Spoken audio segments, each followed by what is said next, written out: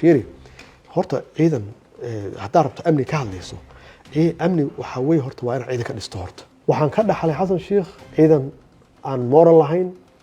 oo moralkooda uu hooseeyo mushaahar aan qaadan oo la leeyahay $100 qaata ama ka taga laakiin anigu wuxuu iga dhaxlay waxaa weeye laakiin idinku waxa la yidhi bakaaraha kaliya ugu talagasheen ka iyaguna magaalada gobolka oo dhan bay ka dhigay maya hal santuuq oo rasaas igama tagin xasan sheekh oo waayo waddanku muuse kay lahayn hub isaga in la weydiiyo way ma lahayn macnaha marka hore waxaa tiri hal sanduuq la igama tagi baa tiri bakhaaraan uga tagnay bakhaarra hubaan uga tagnay laakiin qarxiyadu way sii wadeen in hoteelada galaan inay mas'uuliyiin dawladda qaar beegsadeen waxaa la rabaa horta in la isweydiiyo xilligii hore ee xasan sheekh maxaa qaraxyadu u badnaayeen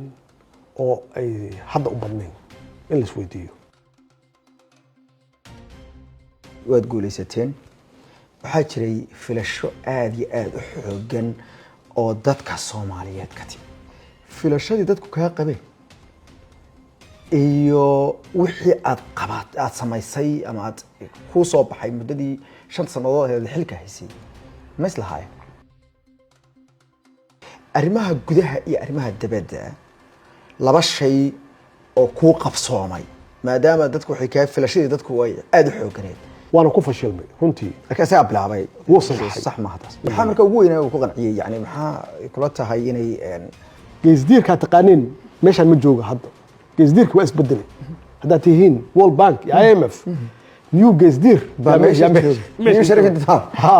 ya meesha jooga waa gartay ee hanu ugu qiimin geesdiirkii hore laakiin soo bajirin afar dekadoodo aad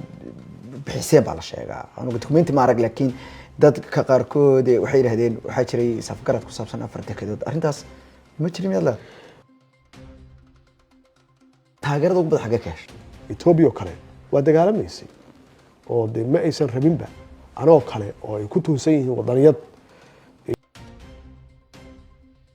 markii aan imid ba waxa bilowday arrimihii khaliijka waxay noqotay markaasi in la siiyo option inaan raacno qadar iyo inaan la dagaalno marka xalada fikradda in banaanka la soo dhigo waa khatar aad khatar u tahay dadaalka aad ku jirtay iyo marka la isku daro guushaadii ma isu qalanto ma islahayd mise maad filayno waad ku naxay hadii lagu arko kii codka ku siin lahaa oo isaga naftiisa wasiirka rabay ku siin maayo idinku Abiy Ahmed oo socdaa waxa aadeen inta diyaarado qaateen magaalada Nairobi dalka Kenya ayaa wadaatay in ma isla xiriiraan arrimahan ma jireen dad Soomaaliya dalal Soomaaliya garab u ahaa wax garab gurmada madaxweynuhu wuxuu dhahay Soomaali dunida heshiis la dunida oo dhan wada tago oo intaas hayso dhan u kala goosho oo nin walba soo salaamo oo nin walba cilaaqad wanaagsan sameeyo ma arrin khaldan baa asagu wuxuu u arkaa Soomaali dunida heshiis la laba dal oo ishaya dad marba maalin mid la joogto sida hadda aan arkayno marka sumcad ma lihid xaqiiqatan sumcadna daadan lahayn dalkaaga sumcad ma lahaanay waxaa jiray wadamo adigu xilligii dawladda aad haysatay isku dhacdeen oo hadii tusaale ahaan Kenya ka sheekeynay imaaraadka isaguna jiray labada qolo kale labadiiba xaswaalihishi meesan ahayn guul ayad siyaasad arrimo dibadda waxba kama yaqaano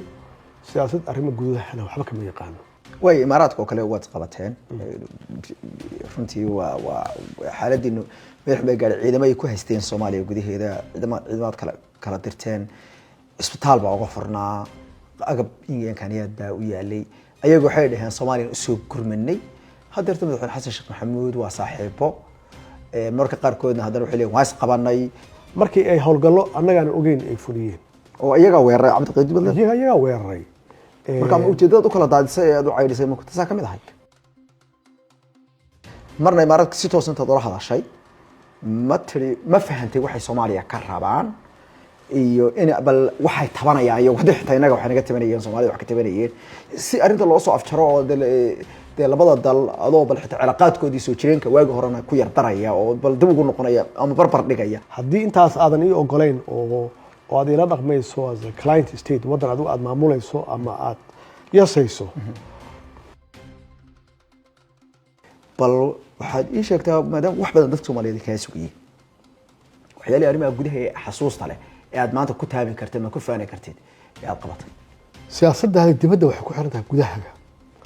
haddii siyaasaddaada gudaha qallaaso badan iyo dhibaato badan ay ka jirto dadka aad la macaamilayso waxay kugu qiimeynayaan gudahaaga xaaladda ka jirta wadahadaladii ugu heerka sarreeyay waxay ka dhaceen Addis Ababa waxaa soo baxay warar badan oo ku saabsan wixii Addis Ababa ka dhacay dhex maray adiga iyo Muuse Biixi Cabdi oo markaa ahaa madaxweynaha Somaliland rasaaraha Ethiopia ay u dhex joogay wadahadalada Addis Ababa dadku waxay yiraahdeen waxay soo gaareen heer aan horey aysan u gaarin wadahadaladu adigaana goob joog ahaa dad badan way ka hadleen siyaabo kala duwan bay uga hadleen heeran waxay soo gaareen in adigu madaxweynaha wareejiso oo aad fiila Soomaaliya ku wareejiso Muuse Biixi Cabdi waa aqbalay si toos uu aqbalay abina waan dhageysanaya waa aqbalay way yiri hawshaas waa qaatay laakiin waxaan ka rabaa adigana nooc doorasho adigu aad raadinaysid Soomaaliya ma ka qabato hadda ka qaban maxad u qabo lafta garan baa wuxuu soo jeediyay wuxuu yiri niman yahow annagii baa runtii ka badan inta maqan marka sanatarada aan bilaawno shaqadooda ilaa heshiiska waa nala soo galeen dal tirka taxsoon waa meesha dhacdadii ugu weyneed ee ugu horeysay ka dhacday arrintaasi waxaa runtii siyaabo fara badan baa looga hadlaa maxaa ka dhacay tirka taxsoon oo sax marka yaa arrintan falkiyay yaa boboniyay oo arrintan qaabka u dhigay waxa yaab leh ciidanka waxa hogaaminayay ninka la yiraahdo Odawa yaa hogaaminayay oo taliyaha ciidanka xooga ahaa Odawa haddii uu soo weeraray madaxweynayaasha oo sharafkoodii iyo noloshoodii uu meel uga dhacay sidee xasan sheekh hadda mar dambe u soo ceshaday Odawa uu uga dhigtay taliyaha xooga uga dhigtay ilaa waa nin naftiisa khatar galiyay ceeb ka weyn ma jirto qof weyn oo mas'uul oo da'adaas oo maxaan ku raahdaa sheegtan inuu PhD yahay oo haddana shalay maanta la iska horkeenayo oo asleeda hore isaga mucaarad ba isku filanba maxaad ka mucaaradaysaaba maxaad horta filaysay oo meesha kala kulantay maxaadan filayn oo aad aragtay Kampala la aaday maxaa dhacay marka Kampala xaseebeysa ku timid Kampala mahiga ila hadlay adaan rabnaa ku beddelno Sheekh Shariif maxaa ka qabtaa marka ujeedadu ma adiga madaxadaygaagii in lagu abaal mariyaa mise weyn Sheekh Shariif la weeqa wali loo socdaa maadaama wada shaqeynaysan maalintii koreys Cabdulla wuxuu yiri warniyahow ma ninkan la tartantid madaxweynaha dhinaca kale marka la eego ma la isdhihi karin wixii adigu diiday buu Kampala koor ku ogolaaday isagoo